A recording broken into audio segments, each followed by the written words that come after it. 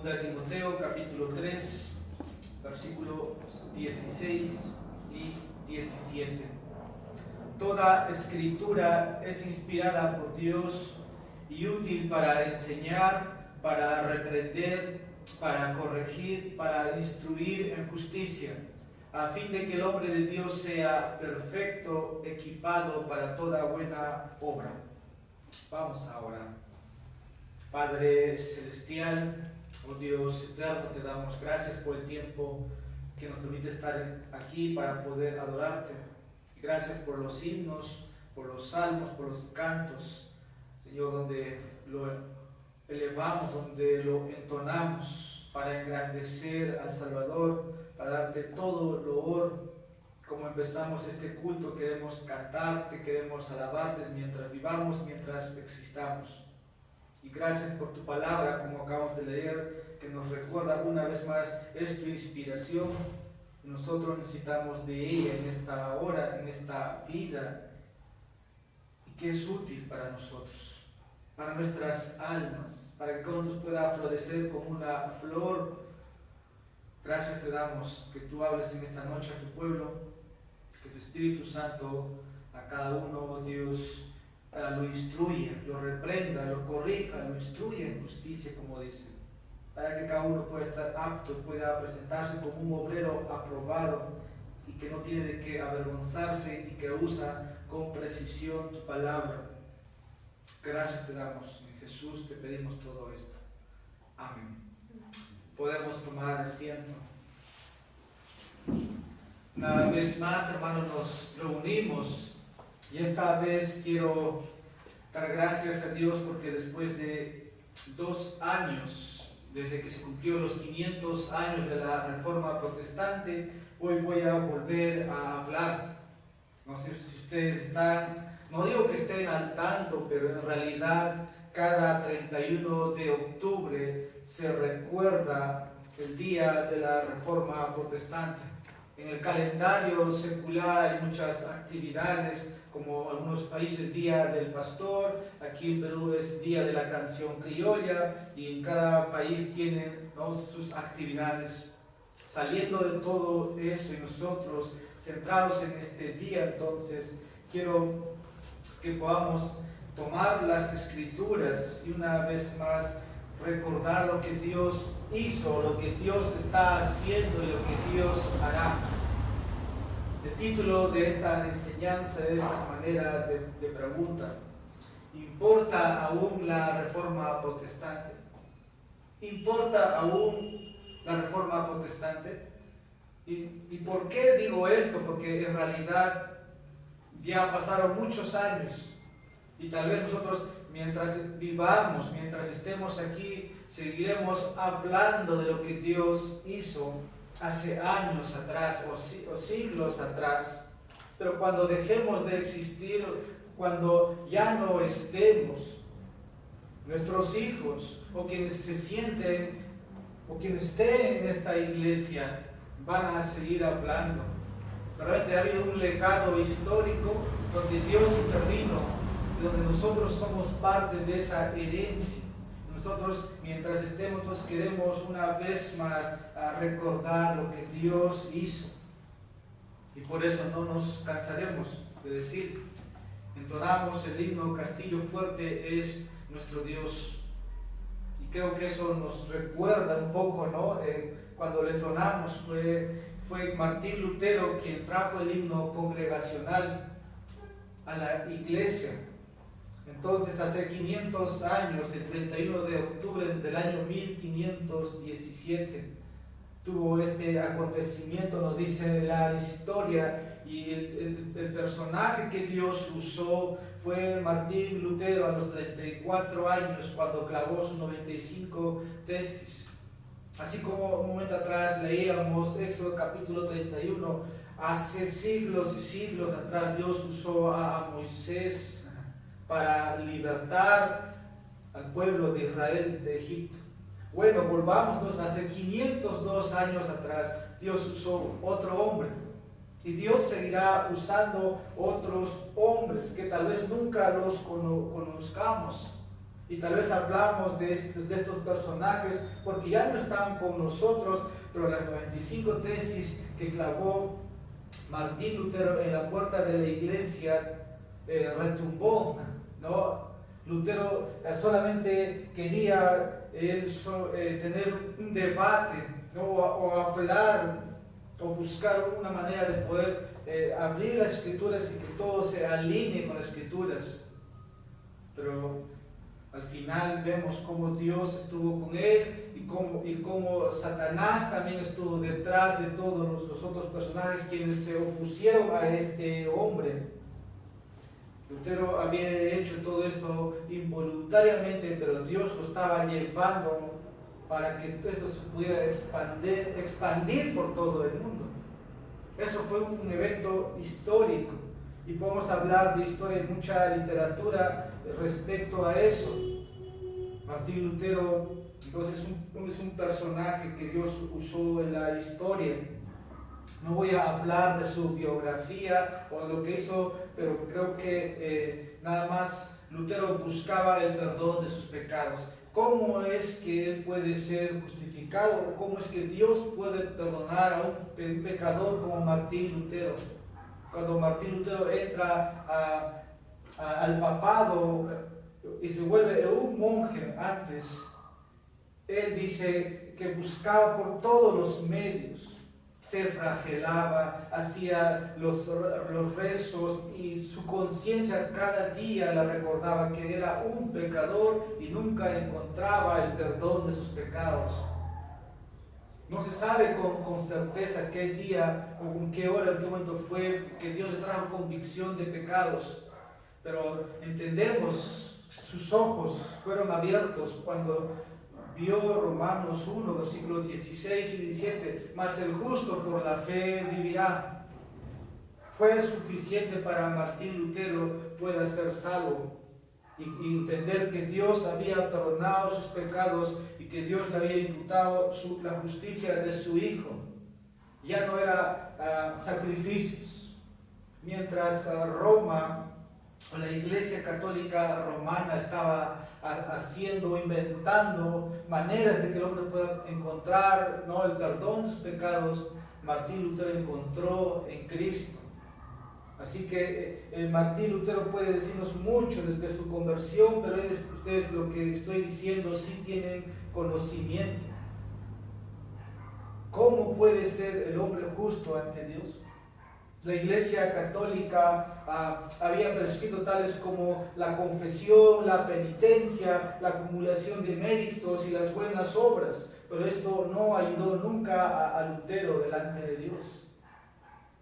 Esto no es nada nuevo, porque en el presente ya el hombre sigue buscando el perdón de pecados de Dios. Muchos te ponen un camino muy sencillo, y es las buenas obras, ¿no? Ser la persona más bondadosa. Martín Lutero hizo todo, incluso dice que oraba 8 horas al día y no lograba el perdón de sus pecados.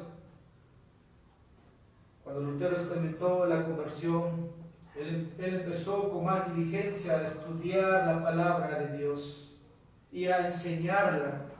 Toda la escritura había sido inspirada por Dios, como dice, hemos leído segunda de Timoteo, porque él quería comprender el significado de Romanos 1:17. Y Lutero fue salvo. Eso es parte de su vida.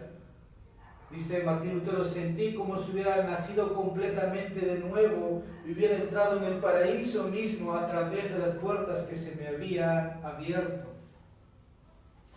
Dios obró en la vida de este hombre y Lutero crecía en comprensión de las Escrituras, mientras que Roma estaba con las indulgencias. En un momento no saben, antes de la conversión de Lutero, no saben qué hacer con este hombre por todo lo que está buscando, ¿no?, para obtener el perdón de pecados, y lo envían a Roma exactamente. Y cuando Lutero va a Roma, dice la historia, empieza a ver todo el mercader que se había hecho. Tanto fue el dolor de ver eso. Lutero regresa, no tranquilo, y era oposición a la historia. entonces estaba el Papa, dice que la historia era muy corrupto y hedonista, Leo X. Él decía, Dios nos ha dado el papado para disfrutarlo.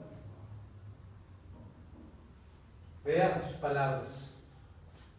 Y era un hombre, como dije, muy hedonista, muy corrupto, de cómo él se había enriquecido. Y la historia muestra que él se convirtió a los 14 años como cardenal y a los 37 años estaba ya como papa, ¿no? Como el católico lo llama, como papa. Cuando alguien le había citado los evangelios, él decía, cuán rentable ha sido la fábula de Cristo para nosotros a través de los siglos. Vean, ¿y por qué no? ¿Por qué Lutero estaba, ¿no? Al ver todo lo que acontecía, no estaba tranquilo? Al final de su historia, Lutero terminó diciendo, yo solamente dije la verdad y Dios se encargó de todo. Y creo que eso es, el Señor trabajó en todo lo que este hombre enseñó y nosotros hoy podemos una vez más dar gracias a Dios. Quiero preguntar por lo que decían, lo que el Papa o los papas estaban haciendo, no solamente eran las indulgencias, porque había un negocio ahí, ¿no es? Y como que yo viera, ¿no? Como que el negocio en Roma se estaba acabando, porque las 95 tesis habían sido clavadas, y que quién tiene derecho a perdonar los pecados. ¿El Papa tiene derecho a perdonar los pecados? Fue la pregunta de Lutero, a causa de dinero, porque es lo que ellos hacían, ¿no?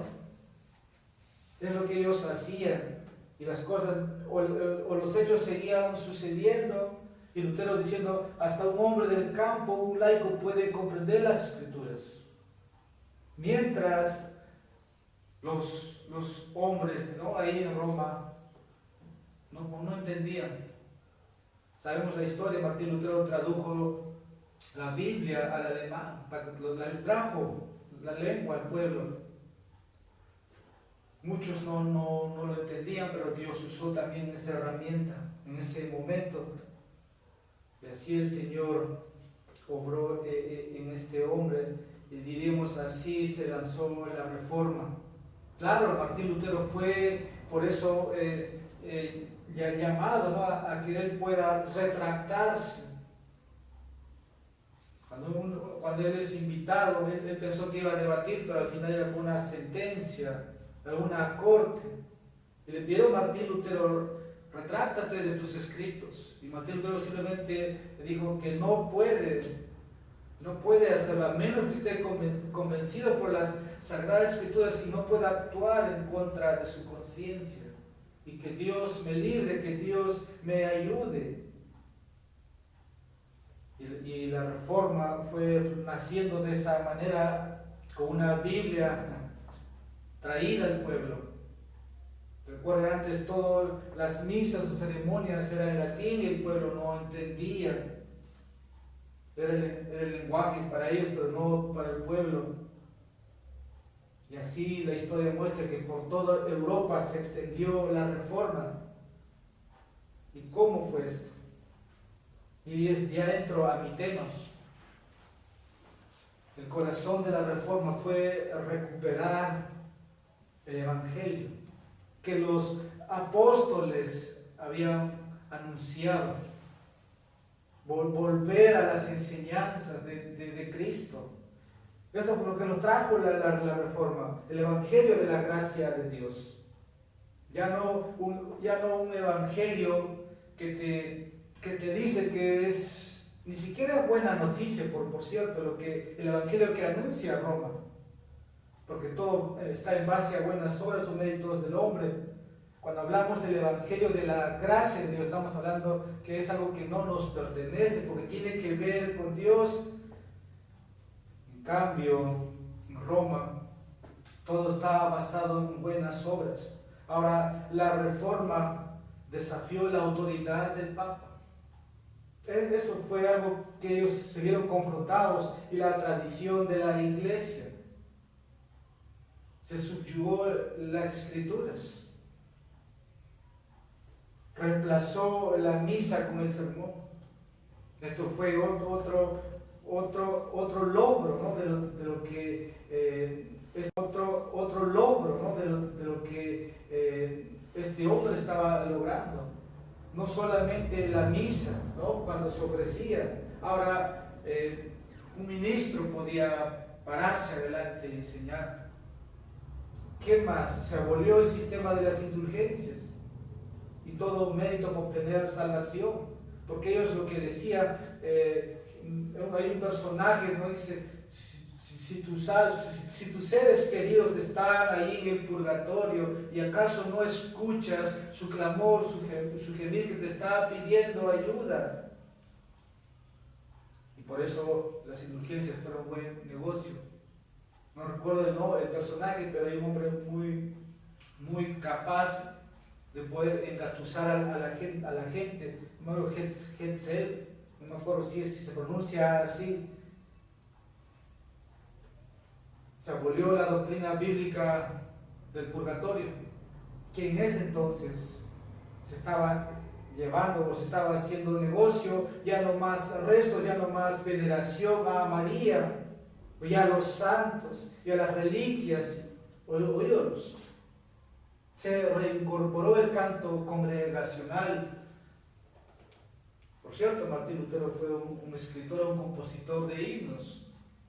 El canto congregacional es introducido. La Biblia está en un lenguaje común para las personas, pueden leerla por sí mismos.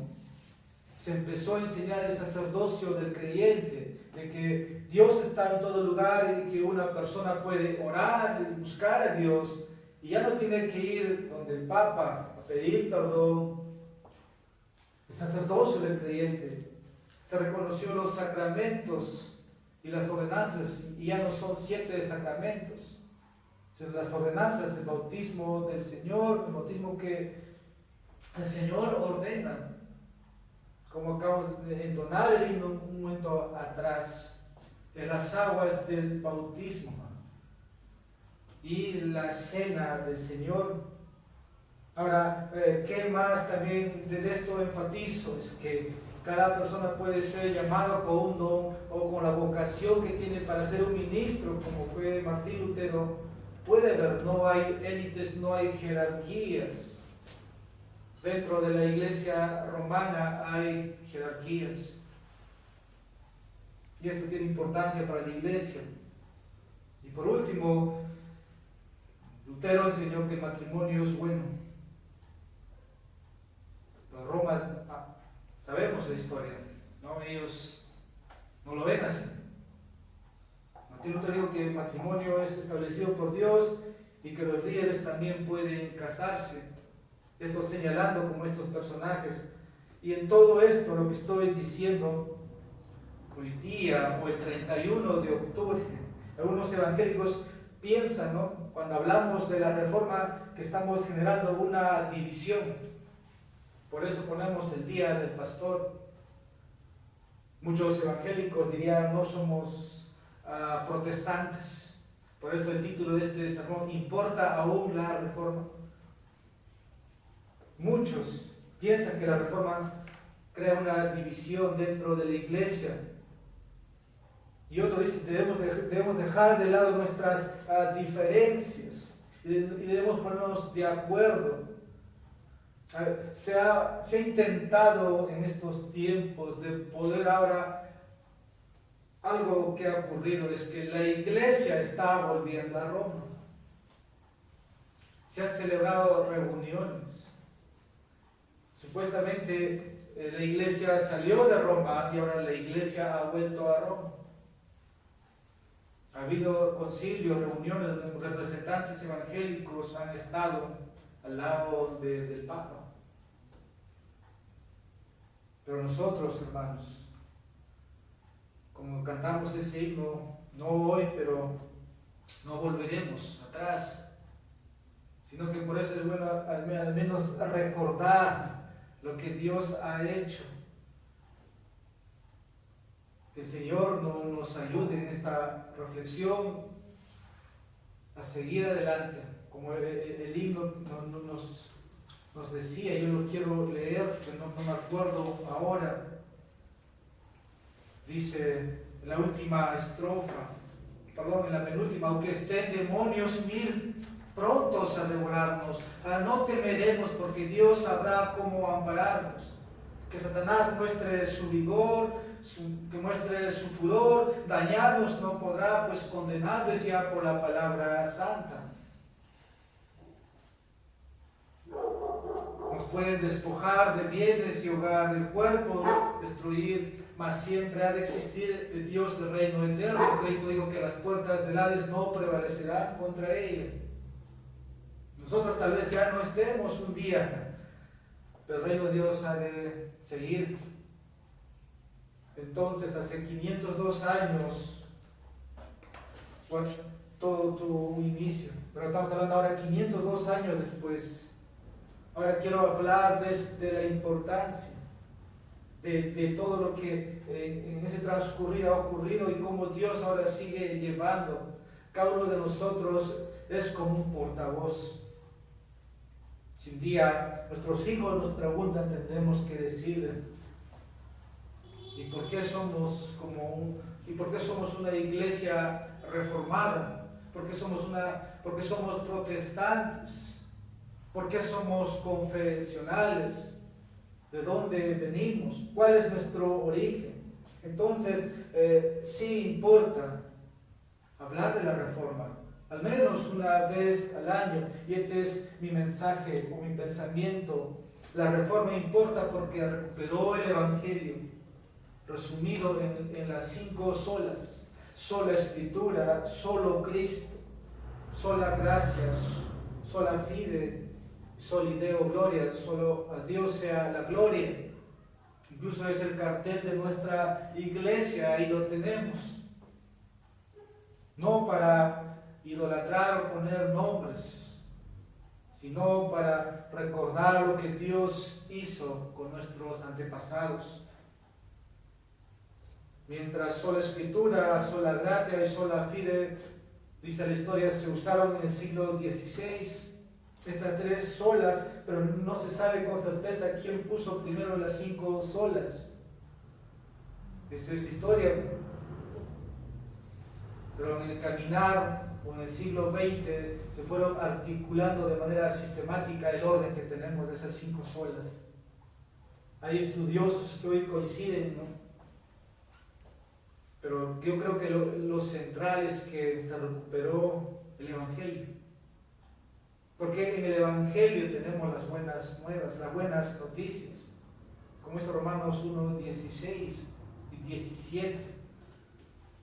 Así que con todo esto como introducción, vamos a entrar, y voy a ser breve porque en los 500 años yo prediqué por un mes. 31, octubre tiene 5 semanas, y esa vez estuve cada semana en una sola, pero lo voy a hacer en un solo sermón o el tiempo que me resta. Entonces vamos a empezar con sola Escritura. Mi primer punto es sola Escritura. El Evangelio se revela solo a través de las Escrituras. Amén. El Evangelio solo se revela a través de las Escrituras. En esa tabla, en esa puerta donde Martín Lutero estaba clavando, estaba anunciando mucho de lo que la Biblia puede mostrarnos. Hoy día tenemos las Escrituras y la Biblia dice que esta es la autoridad, es la santa palabra. Ella tiene verdad, ¿no?, de lo que Dios quiere comunicarnos. Y la pregunta es: ¿cómo podemos conocer a Dios? ¿Cómo podemos saber qué es verdad? Bueno, las Escrituras nos revelan todo eso. ¿Cómo podemos saber cuál es la verdad o la verdad espiritual? Es a través del Papa, es a través de la tradición de la iglesia, es a través de los concilios, o es a través de experiencias personales, o es a través de sentimientos. Porque hoy día hay una tendencia de muchos todavía de inquirir o buscar de esa manera la verdad espiritual. Ese famoso dicho, ¿no?, que hay muchos caminos a Roma, ¿no? Todos los caminos conducen a Roma, pero sabemos, no todos los caminos conducen al cielo. Entonces, ¿cuál es la verdad espiritual que hace libre al hombre? Los reformadores nos trajeron de vuelta la Biblia.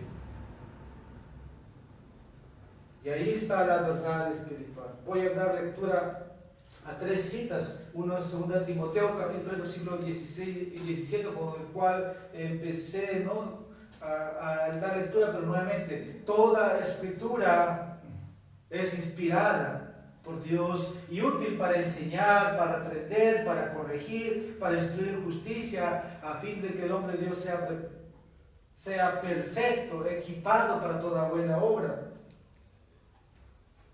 Segunda de Pedro, capítulo 1, versículos 20 y 21. Dice: pero ante todo sabed esto, que ninguna profecía de la Escritura es asunto de interpretación personal, pues ninguna profecía fue jamás por un acto de voluntad humana, sino que hombres inspirados por el Espíritu Santo hablaron de parte de Dios.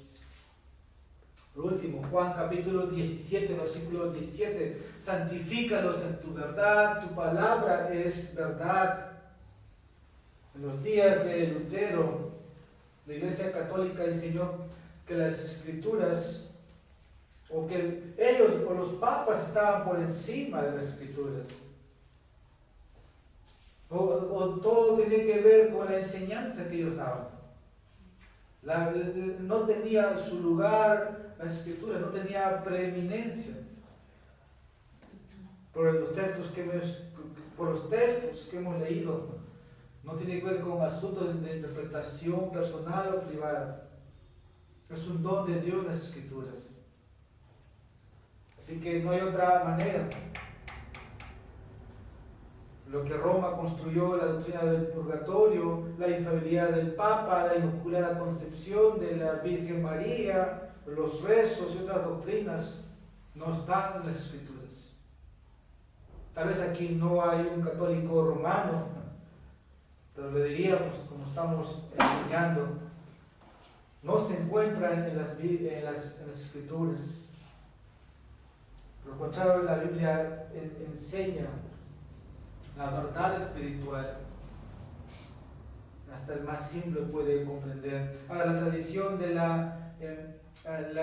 lo que hoy día muchos reclaman, la tradición, no, hay concilios que se han desarrollado. Todavía ellos mantienen su postura. Roma no ha aceptado. No, Roma sigue con su creencia.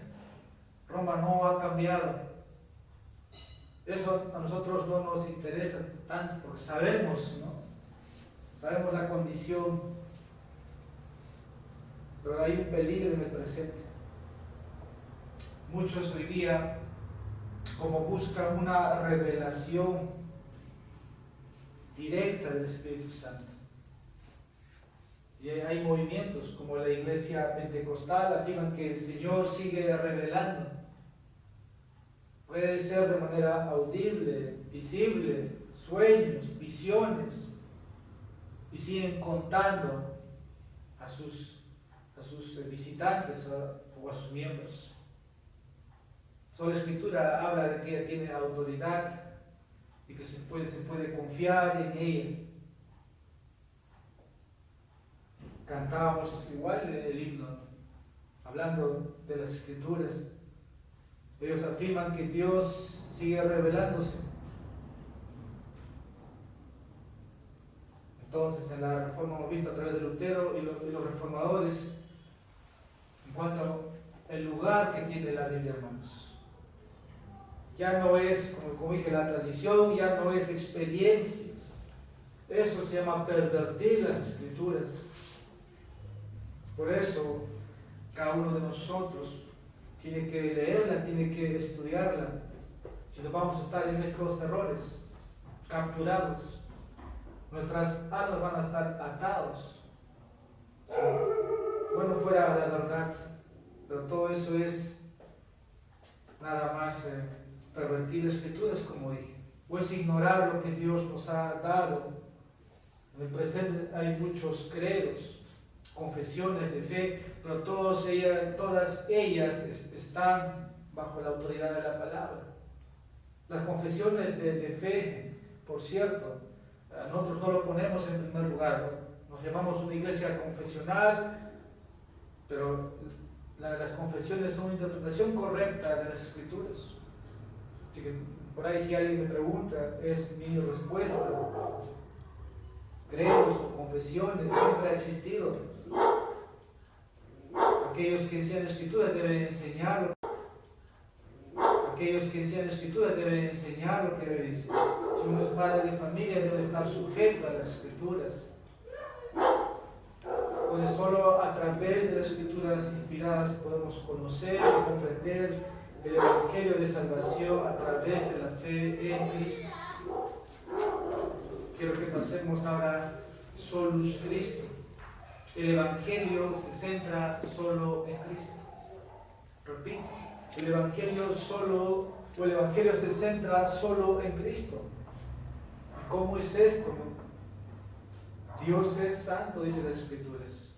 1 Pedro capítulo 1, versículo 15 y 16.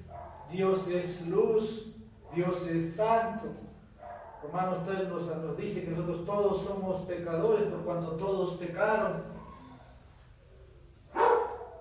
No hay manera, o no hay caminos, o no hay rituales de cómo nosotros podemos estar bien delante de Dios, porque Dios es luz. No hay méritos, no hay obras, no hay un personaje que te puede llevar a reconciliarte con Dios. El evangelio se centra solamente en Cristo, y te voy a dar lectura a algunos pasajes. 1 Timoteo capítulo 2 versículo 5 dice: Jesucristo es el único mediador entre Dios y los hombres.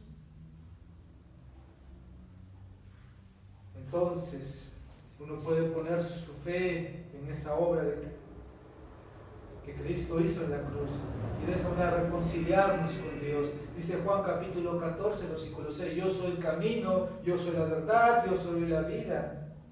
Y Pedro también habló de esto en el libro de los Hechos capítulo 4, versículo 12: y en ningún otro hay salvación, porque no hay otro nombre bajo el cielo dado a los hombres en el cual podemos ser salvos. Romanos 3:24 nos dice que una persona está siendo justificado gratuitamente por su gracia, por medio de la redención que es en Cristo Jesús. Entonces, solo es Cristo, que el evangelio solo se centra en Cristo, no en méritos personales. El evangelio no se trata de tener un éxito en tu vida, o hablar de un éxito financiero, tener una autoestima alta, elevada de ti mismo, tener una familia. No se centra en eso el evangelio.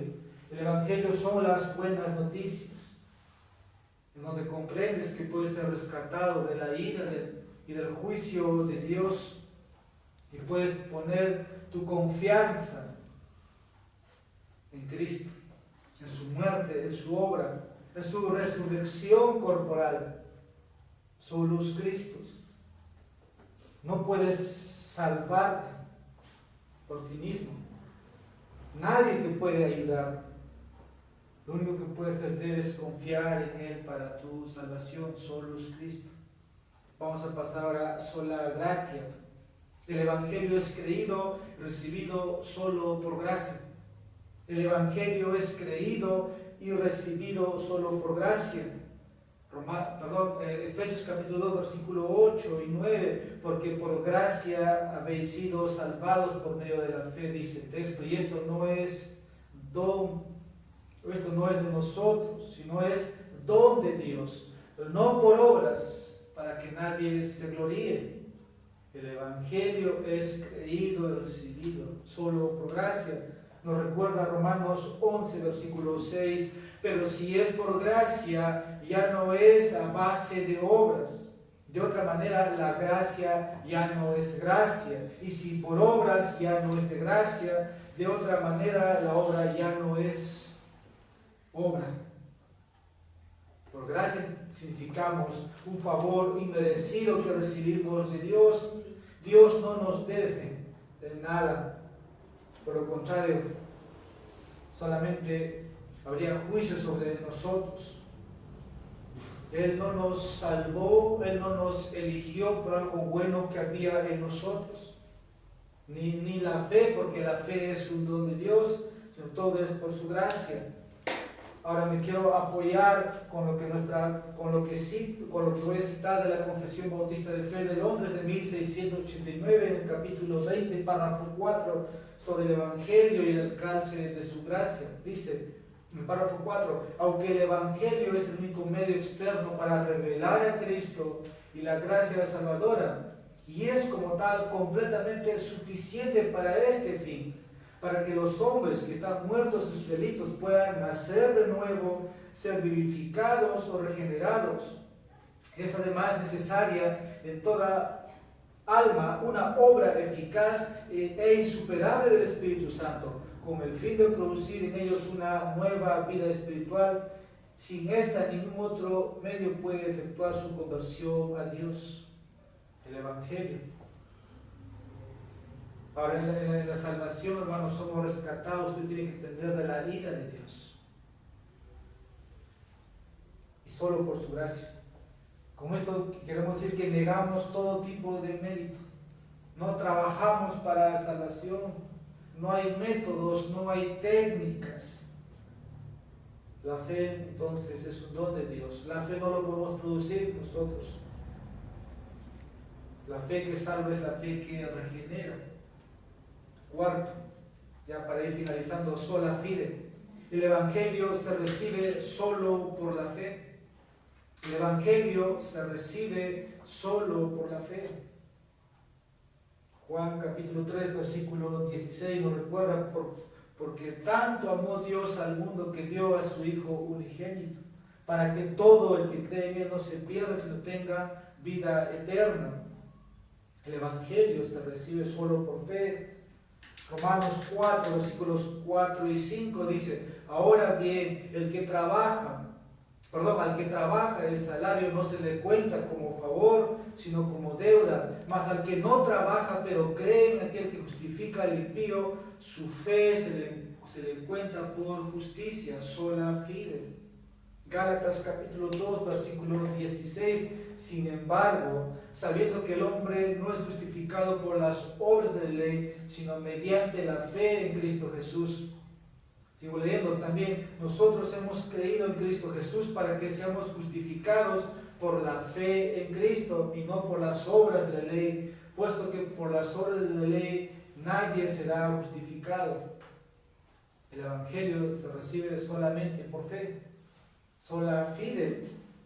Ahora, la Iglesia Católica en los días de Lutero enseñó que además de la fe en Cristo tenías que añadir penitencias, buenas obras, los méritos de María y de los santos, y guardar los sacramentos. ¿Para qué? Para reducir tus días en el purgatorio, que eventualmente después te llevaría al cielo. Y si eso no te lleva al cielo, aún hay la esperanza que un familiar tuyo no pueda, por unos dotes de moneda, sacarte de ahí. Estamos diciendo que el Evangelio se recibe solo por fe, pero no por otras cosas. Ellos vieron incluso el error de la justificación era diferente a lo que nosotros vemos. Incluso muchos de ellos admiten en su práctica, incluso que el bautismo infantil que se practica puede a una persona liberar y salvarle. Esa es la base de su justificación, o una vida buena. En sus concilios vieron esto, incluso condenaron toda enseñanza en contra de eso como una falsedad. Entonces los reformadores enseñaron correctamente que la fe que salva va a llevar siempre a un cristiano a hacer buenas obras. Efesios 2, capítulo 10.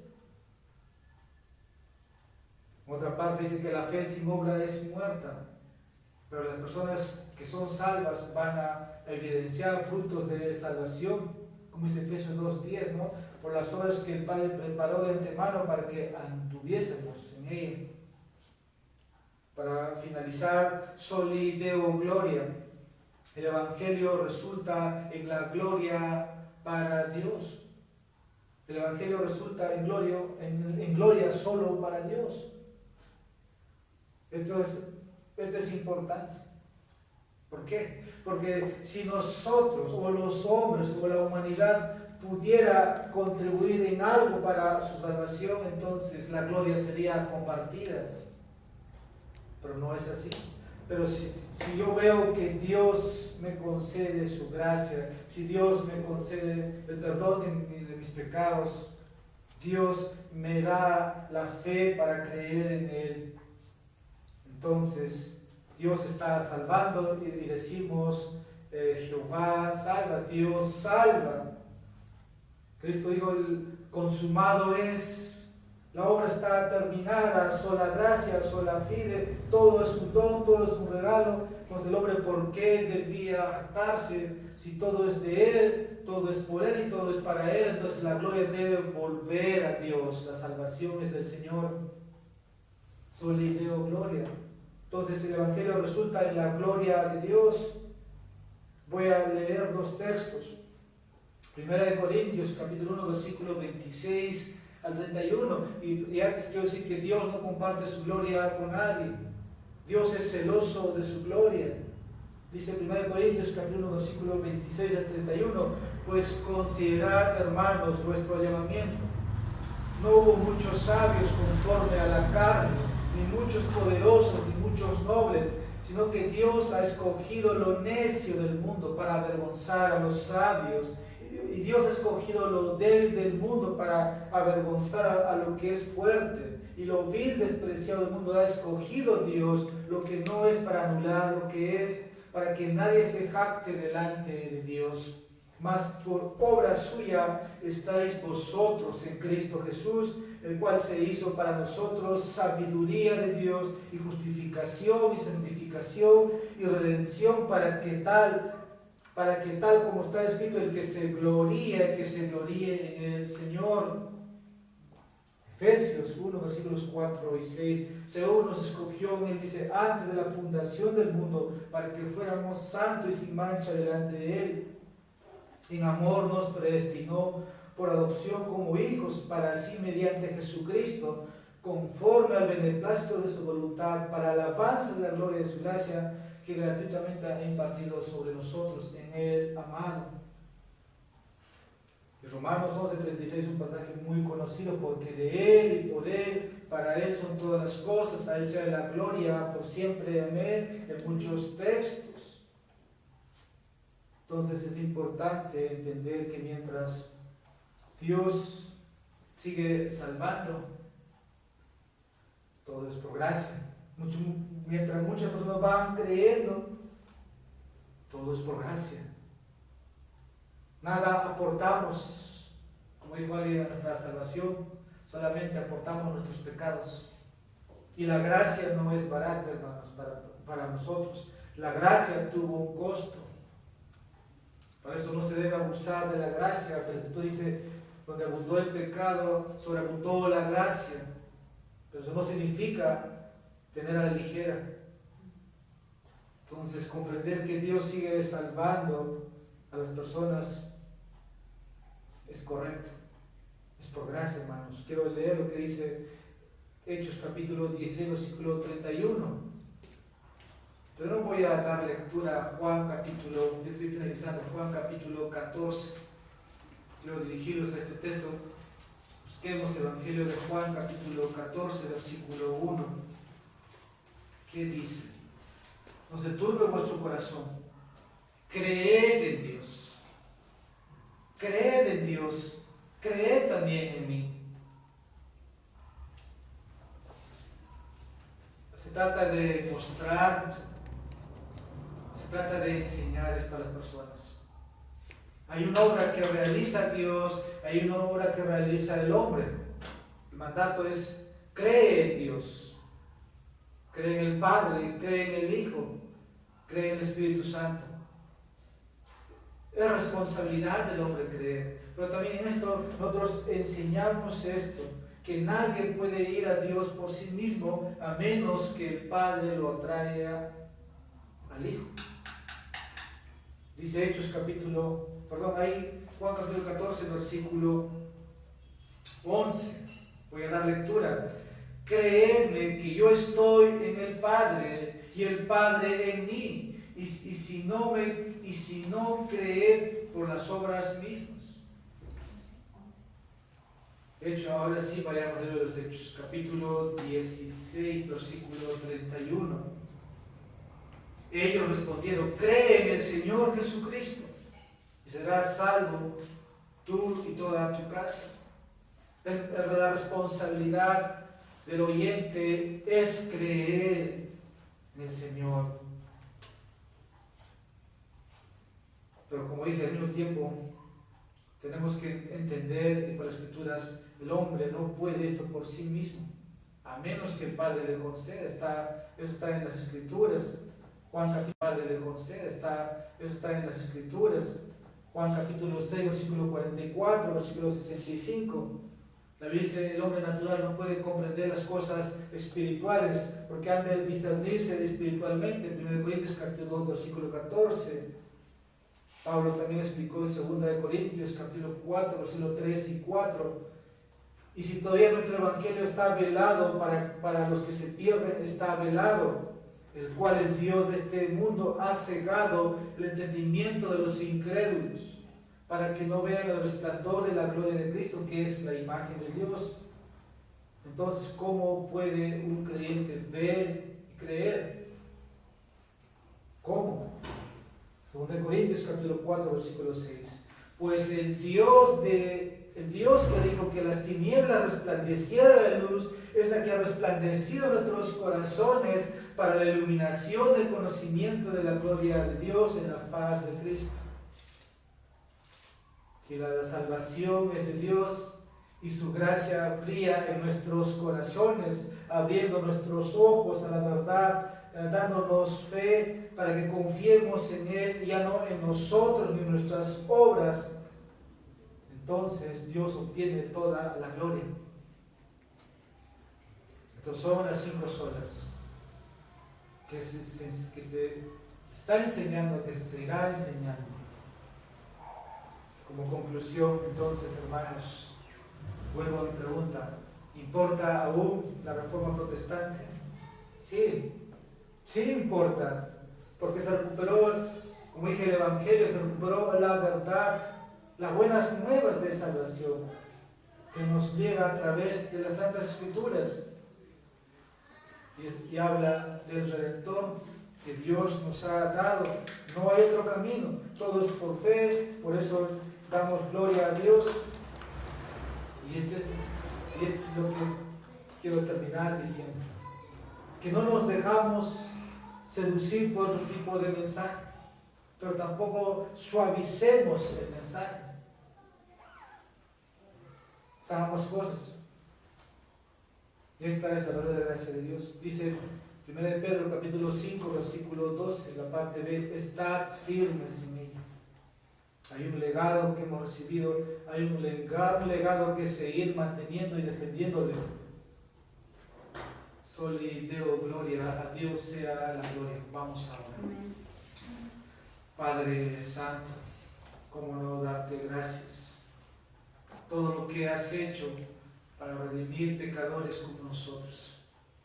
Toda criatura es nacida en pecado y cada uno de nosotros sabe que se ha desviado, pero tuviste esa misericordia para con nosotros un día llamarnos al reino de tu amado Hijo, a quien enviaste a este mundo para que Él pueda darse nuestro lugar, un lugar llamado el Gólgota, donde fue clavado en una cruz.